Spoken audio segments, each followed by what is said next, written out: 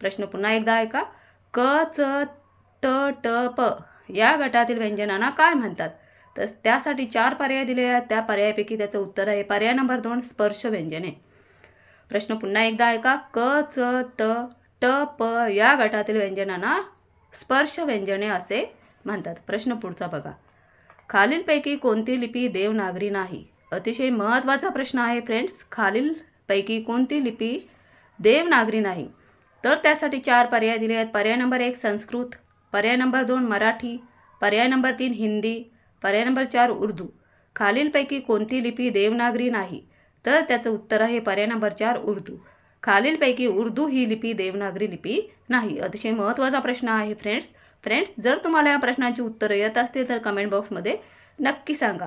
खालीलपैकी उर्दू ही लिपी देवनागरी लिपी नाही. प्रश्न पुढचा बघा. मराठी भाषा खालीलपैकी कोणत्या भाषापासून विकसित झाली आहे? अतिशय महत्त्वाचा प्रश्न आहे फ्रेंड्स. मराठी भाषा खालीलपैकी कोणत्या भाषांपासून विकसित झाली आहे?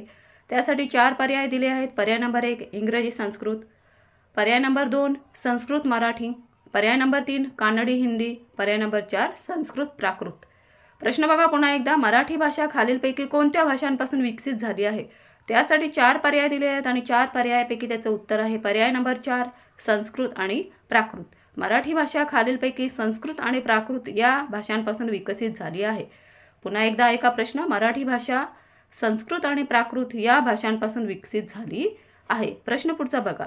गंगा नदी हिमालय पर्वतातून वाहते, यातील विशेष नाम सांगा. अतिशय महत्त्वाचा प्रश्न आहे. विशेषण ओळखायला सांगितले आहे.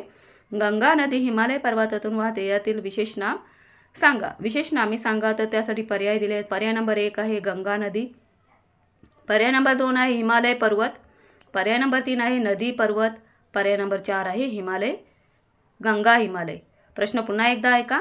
गंगा नदी हिमालय पर्वतातून वाहते, यातील विशेष नामे सांगा. तर त्याचं पर्याय नंबर 4 हे त्या प्रश्नाचं उत्तर आहे. गंगा नदी हिमालय पर्वतातून वाहते, यातील विशेष नामे आहेत गंगा आणि हिमालय. प्रश्न पुढचा बघा.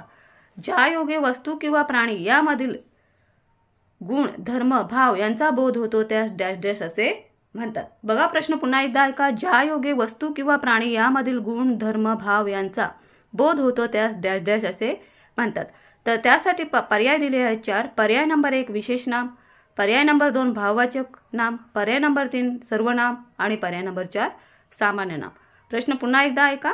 ज्या योगे वस्तू किंवा प्राणी यामधील गुण धर्म भाव यांचा बोध होतो त्यास डॅश डॅश असे म्हणतात.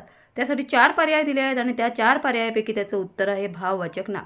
प्रश्न बघा पुन्हा एकदा. ज्या योगे वस्तू